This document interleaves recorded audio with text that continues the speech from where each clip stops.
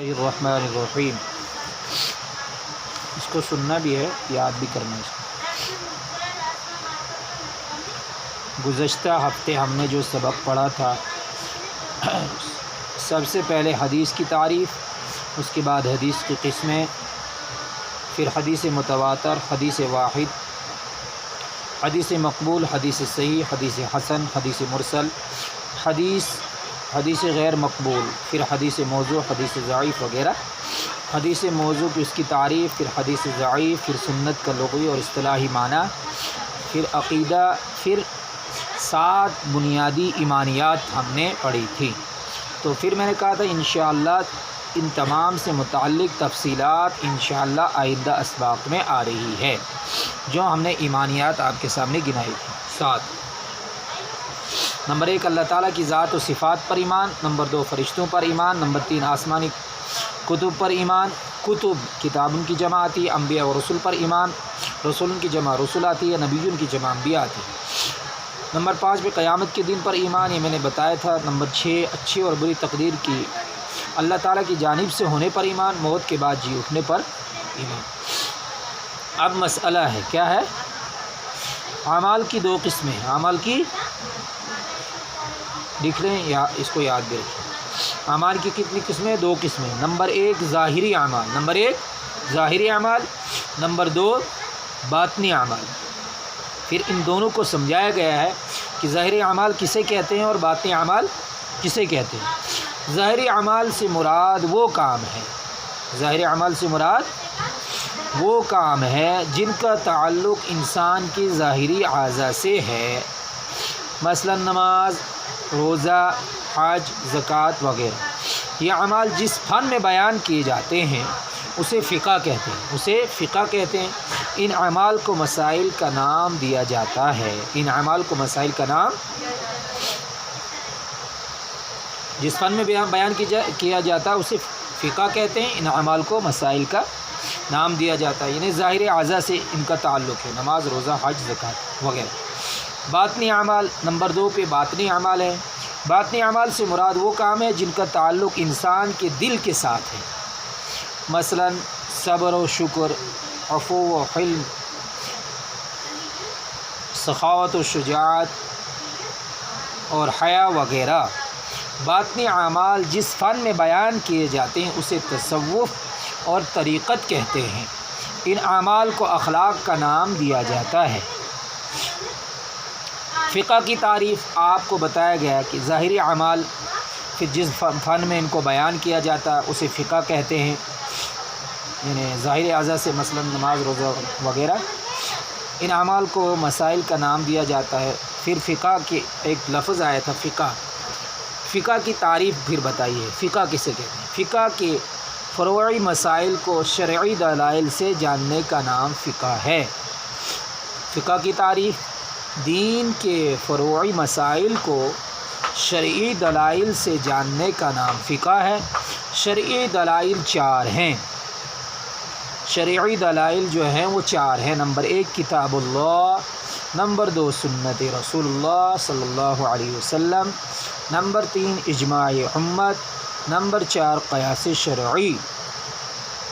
Number 1 کتاب اللہ، number 2 سنت رسول اللہ صلی اللہ علیہ وسلم، نمبر 3 اجماع امت، نمبر 4 قیاس شرعی۔ ان 4 دلائل سے شرعی احکامات کو ثابت کیا جاتا ہے۔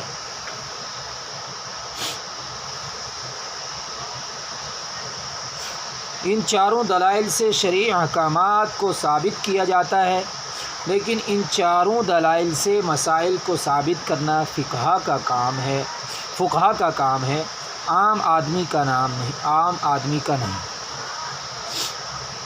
ان 4 دلائل سے شرعی احکامات کو ثابت کیا جاتا ہے، جو بھی احکامات اترے ہیں، لیکن ان 4 دلائل سے مسائل کو ثابت کرنا فقہا کا کام ہے، عام آدمی کا نہیں۔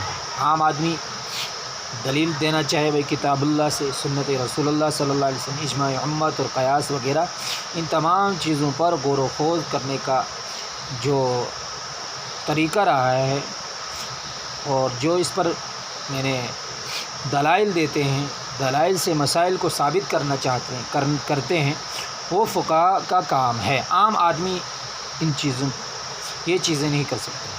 اللہ تعالیٰ نے آدمی کی ہدایت کے لیے 3 چیزیں بنائی ہیں۔ اللہ تعالیٰ نے آدمی کی ہدایت کے لیے کتنی چیزیں بنائی؟ 3 چیزیں بنائی ہیں۔ نمبر 1 قرآن کریم، نمبر 2 سنت رسول اللہ صلی اللہ علیہ وسلم، نمبر 3 ہدایت یافتہ اشخاص۔ نمبر 1 تو قرآن کریم ہے، اس سے بھی آدمی کو ہدایت ملے گی۔ نمبر 2 پر سنت رسول اللہ صلی اللہ علیہ وسلم، تو اس سے بھی آدمی کو ہدایت ملے گی۔ نمبر 3 پر ہدایت یافتہ اشخاص، جن کو اللہ تبارک و تعالیٰ نے قرآن و حدیث کا علم دیا ہو، پھر اس کے اوپر پوری زندگی لگائی ہو، تو وہ بھی آدمی کی ہدایت کا ذریعہ بن جاتا ہے۔ شریعت کے احکام۔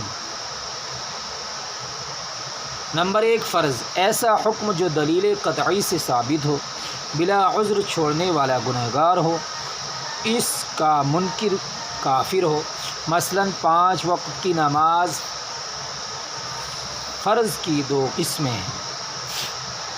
اس کے بعد فرض کی 2 قسمیں ہیں۔ دیکھو فرض نمبر 1 پر فرض ہے ایسا حکم جو دلیل قطعی سے ثابت ہو، بلا عذر چھوڑنے والا گنہگار ہو، اس کا منکر کافر ہو۔ مثلاً 5 وقت کی نماز، اس کا حکم قرآن پاک کے اندر ہے، دلیل قطعی سے ثابت ہے، تو اس کا منکر جو اس کا انکار کرے تو وہ کافر ہے۔ مثلاً 5 وقت کی نماز کا کوئی انکار کرے تو وہ کافر ہو جائے۔ فرض کی 2 قسمیں بتایا، فرض عین اور فرض کفایہ۔ نمبر 1 فرض عین ہے، نمبر 2 فرض کفایہ ہے۔ فرض عین ایسا حکم جو ہر مسلمان پر فرض ہو اور ہر مسلمان پر اس کو ادا کرنا ضروری ہو۔ مثلاً 5 نمازیں رمضان کے روزے، 5 نمازیں رمضان کے روزے ہر مسلمان پر فرض ہیں، اس کو ادا کرنا۔ فرض کفایہ ایسا حکم جس کو صرف چند افراد ہی ادا کر لیں تو سب کی طرف سے ادا ہو جاتا ہے۔ مثلاً نماز جنازہ اگر چند لوگ پڑھ لیتے ہیں تو وہ سب کی طرف سے ادا ہو جاتا ہے۔ فرض کی 2 قسمیں، فرض عین اور فرض کفایہ۔ پھر واجب، پہلے فرض آ گیا، پھر فرض کی 2 قسمیں بتائی گئی، فرض عین بتایا گیا، اس کو بتایا گیا فرض عین کسے کہتے ہیں، پھر فرض کفایہ کو سمجھایا گیا فرض کفایہ کسے کہتے ہیں۔ اب آ گیا فرض اور فرض عین۔ فرض عین کے بعد پھر واجب آئے، ایسا حکم جس دلیل ظنی سے ثابت ہو، بلا عذر چھوڑنے والا گنہگار ہو، اس کا منکر کافر نہیں بلکہ گمراہ ہوگا۔ مثلا نماز وتر واجب ہے، عیدین کی نماز واجب ہے،